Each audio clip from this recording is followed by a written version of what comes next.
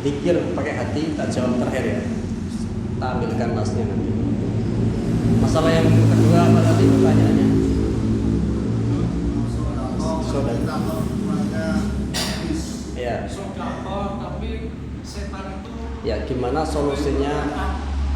Ya. Ya. Gimana solusinya agar hati kita itu tidak takut dengan bersedekah ya. Tentu sedekah itu juga ada fikih yang berkaitan. Kalau Al-Habib Abdullah bin Al-Haddad pernah mengatakan dalam kitabnya, "Wala yamna'uka minat tasadduqi makhafatal faqri fa inat tasadduq huwa alladhi yajlibul ghina. Wa in taraka tasadduq huwa alladhi yajlibul faqr." Gitu ya. Al-Habib Abdullah bin Al-Haddad mengatakan dalam kitab Rislatul Mu'awanah, jangan sampai kamu terhalang dari sedekah gara-gara takut fakir. Ini yang mengatakan ulama besar waliyun min auliyaillah. Orang wali, orang alim, orang soleh yang sudah dekat dengan Allah mengatakan apa? Jangan pernah takut bersedekah makhafatal faqri karena takut fakir. Jangan sampai menghalangimu dari sedekah karena takut fakir. Fa inna tasadduq huwa alladhi yajlibul ghina. Karena dengan sedekahlah itu yang akan menarik kekayaan. Wa inna tarkat tasadduq huwa alladhi yajlibul faqr. Dan karena dengan meninggalkan sedekahlah yang akan menarik mendatangkan kemiskinan. Kata orang alim, orang soleh, orang wali besar siapa? Al-Imam Al-Habib Abdullah bin Al-Haddad dalam kitabnya Rislatul Mu'awanah. Hatta dikatakan sampai dikatakan oleh beliau orang yang meninggalkan dunia sekalipun, orang yang pergi berpaling dari dunia sekalipun, kalau tiba-tiba dia bersedekah maka dunia ini akan datang kepada dia. Orang yang kita kan mengejar dunia. Ini katakan beliau, hatta orang yang sudah berpaling dari dunia pun, kok dia bersedekah, maka dunia akan datang menemuinya dia. Orang yang sudah tolak dunia saja, orang yang sudah tidak mau dunia saja, kok dia sedekah, Allah akan jadikan dunia itu mengejar dia. Apalagi kita orang yang masih nyari dunia ditambah sedekah ketemu. Kan ngoten. Jangan mboten. Loh Pak Ustadz, saya tetap enggak percaya. Ini kalamnya orang besar, ini bisa dicek di dalam kitab Rislatul Mu'awanah. Hatta innal ladzi tudbiru anhu dunya walau akhadha yatasaddaq anha lamudbir minha muqbilan ilaihi wa amthaluh. Sehingga sampai kalau orang yang berpaling dari dunia saja, orang yang sudah mau mau meninggalkan dunia, kok tiba-tiba dia ja'ala yatasaddaq, maka dunia akan datang kepada dia. Apalagi orang yang mencari dunia dia bersedekah, tambah cepat lagi ketemunya, kan begitu. Gitu betul. Itu saya jawab pakai kalamnya ulama. Tak kasih logika begini Pak. Ini pakai kalam manusia yang akalnya akal kita. Ini mungkin akalnya ketinggian. Tapi kalau di angan-angan sudah sangat lebih dari cukup. Kita punya uang berapa? Sehari ini kita punya uang katakanlah 1 juta. 1 juta itu 1 minggu habis. 1 minggu kita tidak ada sedekahnya, habis dan habis, benar-benar habis. Nggak ada yang tersisa sama sekali yang bisa kita petik di akhirat. Betul betul. Habis, masuk ke sapi tank. Kalau dibuat makanan masuk ke sapi tank, dibuat rokok jadi asap, ya kan, sama gosong bibirnya, ya kan. Dibuat apa lagi? Hiburan ya, dapat senang sebentar. Tapi kalau kita sisakan 10.000, 20.000, ini loh yang kekal nanti, yang kita kisah bawa di akhirat. Loh kita cuma 60 tahun, 70 tahun, 100 tahun habis, pindah alam. Pindah alam bakal kita juga butuh bekal, butuh lebih banyak lagi orang di sana selama-lamanya. Kalau kita mengumpulkan dunia siang malam hanya untuk hidup 70 tahun, 80 tahun, seharusnya kalau orang yang berakal sehat itu lebih mengumpulkan bekal lebih banyak lagi kalau untuk perjalanan hidup yang tidak ada habis ribuan tahun. Karena harus begitu. Ya, kita punya uang 1 juta, seminggu ini akan habis. Tidak ada secuil pun, walau tidak 10.000, tidak 20.000, tidak 50.000 yang kita sedekahkan. Ya habis, benar-benar habis. Tapi kalau kita ada yang sisihkan 50.000, 10.000, 20.000, Itu yang nanti kita akan bawa ketika sudah kita meninggal menghadap kepada Allah Subhanahu wa taala. Jadi kita sedekah itu untuk kita sendiri, matur suwun sampean, terima kasih sampean datang mau menerima sedekah saya ini 20 ribu ini yang nanti akan saya buat sangu saya berjalan di akhirat. Oh, begitu Pak. Kalau jenengan sekarang sudah seorang wali besar yang melihat akhirat itu nyata, oh 1 juta itu berikan semua Pak. Itu buat sangu semuanya. Untuk apa saya paling ibadah di dunia paling cuma 60 tahun banyak-banyak 1 juta tak bagiin kabeh. Perjalanan yang lebih panjang lebih butuh banyak bekal. Cuma kan kita hatinya orang biasa, tak logika cuma segitu tuh aja deh. Gitu ya. Dan itu triknya Pak untuk mematikan nafsu kita. Trik yang kedua, kalau kita punya azam sedekah itu segera, jangan nanti-nanti. Dan tentunya dihitung, jangan kita ini orang biasa punya duit sekian, ini yang buat setor bojo, ini yang buat setor listrik, ini yang buat ini sedekah semua. Ya rumah tangganya panas Pak. Ya kan ya. Kalau kelasnya kita ya harus dibagi-bagi. Oh ini yang setor bojo, ini yang buat ini ya buat ini. Yang penting saya menyisihkan 20.000, 10.000, 50.000, wes. Kan ngoten ya. Jadi kita kelasnya kelas orang biasa ya begitu sedekah. Hatta di fikih pun harta yang kita butuhkan untuk keluarga kok disedekahkan itu hukumnya bisa nggak boleh. Di fikihnya, bukan di fadhail keutamaan-keutamaannya bukan. Hatta kita berikan kepada istri kalau niatnya sedekah kan jadi sedekah. Berikan kepada anak niatnya sedekah jadi sedekah. Jadi trik yang nomor 3, trik yang pertama ini kalamnya ulama ya.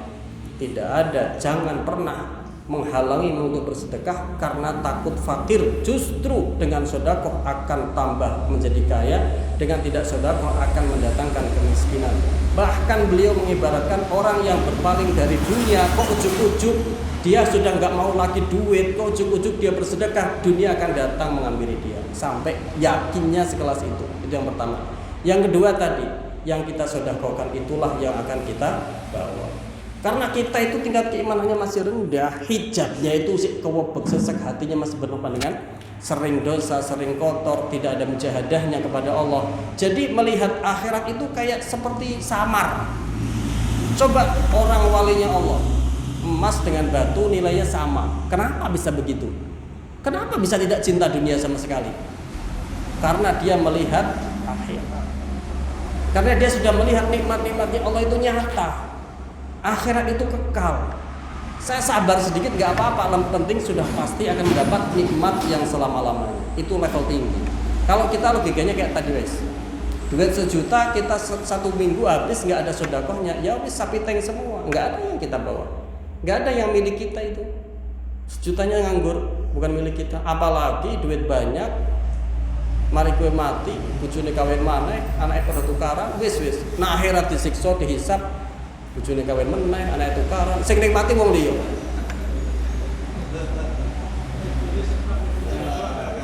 Mulane sing sugih ki mumpung urung ditinggal kawin maneh, kawin maneh.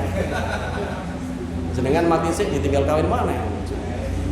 Bodoh-bodohne sampean, sampai sing totalan kono akhirat. Ya. Iki gak direkam kan? Kowe ibu-ibu sing tambah aku. Ya. Trik yang kedua tadi. Trik yang ketiga, ketika kita punya niat untuk bersedekah, segera. Kenapa? Setiap orang yang keluar mau bersedekah, itu setan ngondeli dari segala arah, Pak. 70 setan gondeli. Sangka tangane digondeli, sangka sikile ditarik-tarik, sangka awake digendongi. Cara teng kitab itu diceritakan 70 setan gondeli wong sing metu sedekah. Ya. Diceritakan itu. Ya mungkin kita kan nggak lihat. Diceritakan dalam sebuah kitab. Ada kiai ceramah. Orang kalau mau sedekah itu segera, jangan ditunda-tunda. Karena kalau orang mau sedekah kemudian ditunda-tunda, ketahuilah setan akan segera menghalang-halanginya, menarik-nariknya dari segala penjuru ben ora sida sedekah. Ditarik sikile, ditarik awake, dibanduli gendongi, digendongi tangane kabeh dibanduli karo setan. Ana jamaah siji gak percaya. Mosok ngono Pak Kiai? Gak percaya aku. Aku tak mulih Pak Kiai. Duit nang lemari tak jukuk kabeh, tak sedekah-sedekahke wong sing nang kene kabeh. Jarane wong siji sing gak percaya. Mulih temenan Pak. Duit nang lemari dijukuk kabeh diwedehi. Wis diwedehi, bojone ngintik. Kertas ngintik, nginjen. Apa meh apa kae bojoku, duit dijujuki kabeh. Metu nang lawang diadang bojone malang kedek. Meh apa kowe? Parah ke. Rumah saku setan ki ora ketok, jebule sing ketok. Duit sing wis dikantongi dipriksa kabeh karo bojone. Ora sisa 1000 perak pun ora sisa. Balik bener ing masjid. Kiai ini sik kelengan. Piye? Jarene awakmu iso ngalahne setan 70. Nggih Pak Kiai, 70 setan tak kalahne kabeh. Lah terus teko mrene tak nggawa apa-apa. Mari 70 setan kalah, mboke setan teko Pak Kiai. Mboke. Jadi itu ada kisah seperti itu. Artinya apa? Sedekah itu harus segera. Tapi ya harus dilihat keuangan jenengan. Gitu ya, itu trik-triknya. Di antara trik-triknya. Yang ketiga, yang keempat harus dilawan. Setiap perkara baik itu permulaannya harus dilawan. Ingat itu. Setiap perkara baik pasti nafsu nggak suka. Permulaannya harus dilawan. Ya, itu kunci. Pokoknya setiap perkara baik pasti nafsu nggak suka. Kalau nafsu nggak suka, rasanya berat. Harus dilawan. Ada orang pada zaman dulu dikisahkan dalam sebuah kitab, ulama menerangkan ada orang ini punya keramat Pak, bisa terbang, bisa jalan di laut, di air. Apakah dia orang Islam? Boten. Orang Islam aja tidak, kok bisa punya keramat? Ditanya, kamu kok bisa punya keistimewaan seperti itu? Apa amalan kamu? Padahal kamu tidak orang Islam. Jawabnya dia, saya setiap nafsu saya pingin ini pasti tak lawan, pasti saya nggak turuti. Saya selama hidup saya selalu melawan hawa nafsu. Nafsuku pingin turu, aku nggak turu. Nafsuku pingin maaf, aku nggak maaf. Nafsuku pingin jalan-jalan, aku nggak jalan-jalan. Nafsuku pingin melarani koncone, nggak melarani koncone. Setiap nafsune pingin pasti dilawan. Sing nakoki wong Islam, pinter, alim, ulama soleh. Ya wis. Saiki awakmu tak tawari Islam, mlebu Islam. Gelem ora? Jarane wong mau. Ya sik, aku tak ngecek. Nafsuku karep apa ora karo Islam? Jangan angen-angen mungkin dekne menyendiri, bersemedi atau apa, teko maneh. Aku wis mlebu Islam. Jebule nafsuku ring Islam ora gelem. Aku ngerti berarti Islam itu sing bener. Goro-goro nalikane ditawani Islam nafsune ora gelem, dekne langsung paham. Setiap apa mawon sing nafsu ge ora gelem berarti niku sing leres. Berarti Islam niku sing leres, akhirnya masuk Islam. Jadi permulaannya sedekah, permulaannya amal baik, apapun itu harus dipaksa. Cuma ya pakai ukuran lah. Ulama itu di dalam sebuah kitab diterangkan ada ulama itu 20 tahun dalam qiyamul lail itu maksa. 20 tahun. 20 tahun itu bukan sebentar. 20 tahun qiyamul lail itu maksa. Nafsunya belum tunduk. Jadi kerasane abot terus bangun malam. Tapi 20 tahun yang kedua qiyamul itu sudah terasa nikmat sekali. Nafsunya sudah tunduk. Sudah menikmati nikmatnya munajat dengan Allah Subhanahu wa taala. Nah, itu 20 tahun memaksanya kan. Nah, orang alim, orang soleh aja untuk menundukkan hawa nafsunya di dalam bangun malam 20 tahun, kira-kira jenengan pengen menundukkan yo harus latihan amal tiap hari Pak sampai 20 tahun. Baru nanti bisa terasa amal itu tidak berat. Ya kalau ditanya berat pasti berat. Setiap amal ibadah apapun itu kalau baik pasti berat. Kalau kita sholat itu kalau tidak terbiasa dari kecil itu berat Pak. Coba jenengan lihat orang yang dari kecilnya tidak dididik tidak Islam. Wis gede ngono iku. Ujuk-ujuk kenal Islam wis gede. Orang pernah ngaji, keluarganya tidak pernah ngomong sholat, orang tuanya gak sholat. Dan kalau sholat itu apa teman Pak? Karena belum pernah ditundukkan dari kecilnya. Kongkon poso, sami ya boten. Apa mana poso? Nah, seperti itulah. Setiap perkara baik harus dipaksa. Nuntut ilmu, ada yang santri nggak di sini? Menghafal susah, mencatat susah, ngaji berat. Ingat, setiap perkara baik itu awalnya harus dipaksa. Wis itu kunci, karena nafsu itu diciptakan tidak suka dengan kebaikan. Mula nenek baik harus dipaksa, tapi nek jenengan pengen nggak baik, pengen dangdutan, dipaksa mboten? Teko dewe, tekan dewe, pengen ngopo dolanan, ya nggak ada terpaksanya, enak, karena itu berarti cocok sama nafsunya. Nah, bukan perkara baik berarti, ngerti ya? Satu. Yang kedua, hafalan yang hanya dalam hati. itu nanti terakhir. Oh ya, berkaitan dengan apa namanya? Iya, memejamkan mata. Pertanyaan yang kedua, kalau tidak bisa khusyuk kecuali dengan memejamkan mata, bagaimana hukumnya? Sebagian ulama mengatakan sholat itu sebaiknya tidak memejamkan mata. Sebagian ulama mengatakan begitu. Sholat itu sebaiknya tidak memejamkan mata. Tapi sebagian lagi juga ada yang mengatakan kalau tidak bisa khusyuk kecuali dengan memejamkan mata, ya juga dipersilahkan. Kalau tidak bisa khusyuk kecuali tidak dengan memejamkan mata, ya monggo, tidak masalah. Nonton nggih? Sholat itu kan sedang menghadap kepada Allah. Ya, memang menghadap dengan hatinya, ya dengan matanya. Kalau dia sudah bisa khusyuk tanpa memejamkan mata, sebaiknya tidak memejamkan mata. Tapi kalau hanya khusyuk tadi adalah cara untuk memejamkan mata tadi adalah cara untuk mendapatkan kekhusyuan, ya maka tidak apa-apa. Kalau tidak salah Imam Nawawi itu Imam Ghazali, monggo kerja tidak memejamkan mata, labak sabihi, tidak masalah. Diboten apa? Ya. Kalau kelasnya kita itu ya khusyuknya biasanya memejamkan mata. Kelasnya orang biasa. Kalau kelasnya orang yang tinggi itu ya ketika ibadah mau huwal ihsan anta budallaha ka'annaka tarahu. Kita beribadah kepada Allah seolah-olah kita benar-benar merasakan melihat Allah di depan kita. Itu sudah level atas. Fa illam yakun fa illam takun tarahu fa innahu yarak. Kalau kamu tidak bisa melihatnya, maka rasakan bahwa Allah itu melihatmu. Nah, itu sudah level kedua. Memejamkan mata, rasakan Allah itu dekat sama kita. Level kedua. Tapi kan kita orang biasa, mampunya begitu, ya sudah. Juga definisi khusyuk itu enggak berat-berat banget, Pak. Ulama mendefinisikan khusyuk itu wonten sing definisi khusyuk itu bihaitu la yaltafit yaminan wala shimalan. Ora tolak-tolak panganan, ora tolak-tolak mengiri. Mandhepe ning tempat sujud iku wis khusyuk. Ngoten nggih. Wonten sing khusyuk niku napa namine ora main-main tangane, ora main awake kejaba nggo salat, niku khusyuk.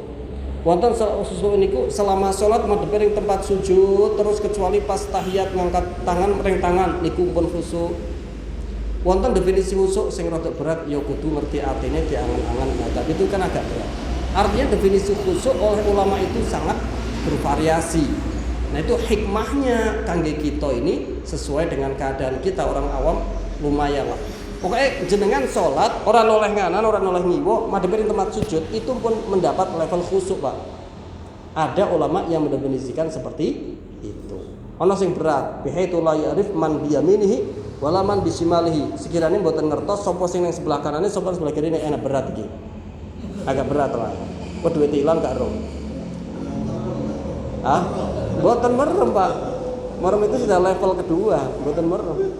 Iya. Enggak merem.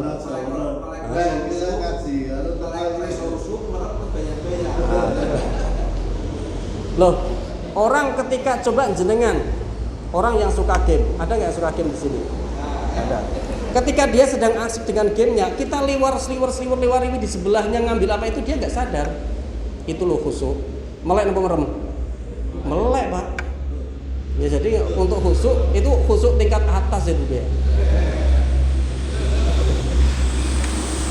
Karena khusyuk merem itu sudah tingkat kedua. Okay. Kalau kita sedang asik-asik belajar, orang yang rajin, yang selalu ranking 1 atau ranking 2 dapat 3 besar lah. Kalau dia belajar, dia nggak terganggu ada orang lewat itu, bisa fokus dia. Ada lalu lalang ini itu tetap bisa fokus dia, bisa khusyuk. Coba aja tanya orang yang selalu dapat 3 besar. Dia bisa memanage otaknya itu nggak terganggu, itu bisa. fokus di dalam satu bisa. Itu khusyuk. Nah, jadi memejamkan mata dalam sholat boleh apa tidak? Kalau itu dengan tujuan untuk mendapatkan khusyuk tidak masalah. Ulama mengatakan itu boten nopo. Yang ketiga ya. Yang ketiga itu ada jawabannya di Arba'in Nawawi. Jadi dzikir itu dibagi menjadi 3. Al-Quran itu kan membaca Al-Quran juga bagian daripada dzikir. Dzikir itu dibagi 3. Ada dzikir itu dengan hati dan lisan. Wahwa abdulut paling utamane dzikir. Ada dzikir itu dengan lisan tok, tidak dengan hati, itu di bawahnya. Ada dzikir itu dengan hati tok, tidak dengan lisan, itu juga di bawahnya. Jadi tetap mendapat pahala mung ora utama. Sing paling utama dengan lisan ya dengan hati. Nah, kita itu kadang sombong. Iya. Seolah-olah kita itu udah paling utama baca Al-Quran atau dzikir, padahal hati kita kemana-mana. Jadi levelnya sama aja dengan dzikir pakai hati nggak pakai lisan sebenarnya. Padahal yang lebih utama itu nopo? Dzikir itu ya pakai hati, ya pakai lisan. Itu kan baca Quran nggih. Apapun, entah baca Quran entah bukan, tapi kan larinya kepada bab dzikir kepada Allah. Terus membetul, ya kan? Nah, ke situ. Cuma sebagian ulama ada yang mengatakan ya kalau pakai hati itu tidak dianggap. Ya, tapi di Adhkar An-Nawawi dibagi 3, berarti pakai hati juga dianggap. Nonton ya? Ada yang mengatakan pakai hati enggak dianggap. Ada yang mengatakan begitu. Buktinya orang junub baca Quran pakai hati enggak dosa.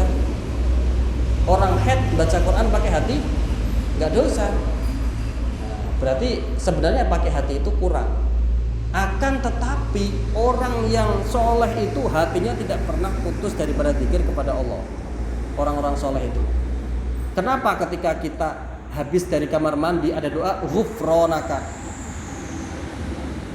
Ya kan? Alhamdulillahilladzi adzabani al-adza wa afani. Ada kalimat ghufranaka, ampunanmu ya Allah. Kenapa ada doa begitu? Orang sedang buang air besar di kamar mandi, di kamar belakang, keluar doanya yang diajarkan oleh Rasulullah apa? Ghufranaka kan? Ghufranaka, ampunanmu ya Allah. Baru alhamdulillahilladzi adzabani al-adza wa afani. Kenapa ada kalimat minta ampunan? Emang berbuang air besar atau air kecil di kamar mandi itu dosa? Dosa apa buatan? Ya enggak dosa, orang itu hajat manusia. Kenapa begitu? Ulama mengatakan karena ketika sedang buang hajat kita dilarang berzikir pakai lisan, pakai hati tetap. Nah, gara-gara kita ada waktu yang terjeda tidak zikir kepada Allah, kita minta ampunan kepada Allah Subhanahu wa ta'ala. Mau goro-goro di kamar mandi kan kita nggak boleh zikir. Gara-gara ada waktu yang tidak digunakan untuk zikir tadi, yaitu untuk buang hajat, maka kita minta ampunan kepada Allah Subhanahu wa ta'ala. Pak Ustadz, rumah aku sedino-dino ya ora zikir terus-terusan. Sadawane dino gak pernah zikir. Kalau ghufranaka terus berarti. Jadi introspeksi juga bagi kita. Oke. Kalau ulama mengatakan hanya beberapa menit yang digunakan untuk hajat sehingga kita putus dari zikir saja harus ditambal dengan ghufranaka, ampunanmu ya Allah. Kita minta ampunan gara-gara tidak berzikir. Ya seharusnya kita itu lebih sadar diri lagi lah. Sepanjang hari kita zikirnya berapa menit? Enggaknya berapa jam? Berarti seharusnya istighfar yang dibutuhkan kita itu jauh lebih banyak lagi. Coba tak cekkan ibaratnya. Apakah sudah keambil? Ada bil qalb dengan lisan, ada dengan hati, ada dengan hati dan lisan. Tapi yang paling utama adalah dengan hati dan lisan, gitu ya. Jadi tetap ada nilainya. Mung sebagian ulama ada yang mengatakan juga kalau pakai hati kurang dianggap. Seperti sholat Al-Fatihah itu hukumnya apa? Wajib. Orang baca Al-Fatihahnya di hati. Sah apa mboten sholatnya? Enggak sah. Kalau zikir yang lain baru boleh pakai hati. Subhana rabbiyal a'la wa bihamdihi pakai hati boleh. Tapi Al-Fatihah di hati mboten sah. Takbiratul ihram di hati. Enggak ada suaranya. Sah apa mboten sholatnya? Mboten sah. Dalam sholat itu ada rukun qauli, rukun-rukun yang harus diucapkan. Satu, takbiratul ihram. Harus ada suaranya yang jenengan kiambak dengar, orang lain enggak perlu dengar, enggak apa-apa kecuali imam. Kalau imam harus dengar semua, tapi harus dengar orang banyak. Tapi kalau jenengan bukan imam, diri sendiri harus dengar. orang lain jangan dengar. Karena mendengar ganggu. Paham ya? 1 takbiratul ihram. 2 membaca Al-Fatihah. Jadi jenengan walaupun makmum kalau takbiratul ihram harus ada suaranya. Jangan cuma menggerakkan mulut nggak ada suaranya. Suara tadi juga nggak boleh kencang-kencang. Cukup yang dengar jenengan. Bihaitu yusmi'u nafsahu, sekiranya diri sendiri mendengarnya. Yang kedua Al-Fatihah. Jenengan baca Al-Fatihah dalam sholat walaupun jenengan makmum harus ada suaranya. Tapi suaranya bihaitu yusmi'u nafsahu, cukup untuk diri sendiri. Enggak cukup kalau di hati. Yang ketiga tasyahud akhir. Harus ada suaranya, tapi suara untuk diri sendiri. Ingat jangan sampai terlalu keras sehingga mengganggu orang yang lain, makruh. Tapi jangan sampai tidak ada suaranya, tidak sah. Yang keempat, assalamualaikum warahmatullah. Salam yang pertama juga harus ada suaranya. Ini ya, koreksi nih. Jadi tak masukkan ke fikih karena ini waqi'iyah. Kita kadang tidak perhatian. Sering ngaji tapi nggak perhatian. Tak kasih kesimpulannya tok 4 hal tadi. Jenengan tidak boleh membaca di hati. Apa itu? Takbiratul ihram, Al-Fatihah, bacaan tasyahud akhir, salam yang pertama. Harus diri sendiri dengar, tapi ingat jangan sampai keras-keras sehingga tetangga kita dengar, bisa makruh. Kalau nggak dengar sama sekali, kalau kita bacanya di hati tidak sah. 4 perkara tadi nggih, 4 perkara. Demikian yang bisa saya sampaikan. Wassalamualaikum warahmatullahi wabarakatuh.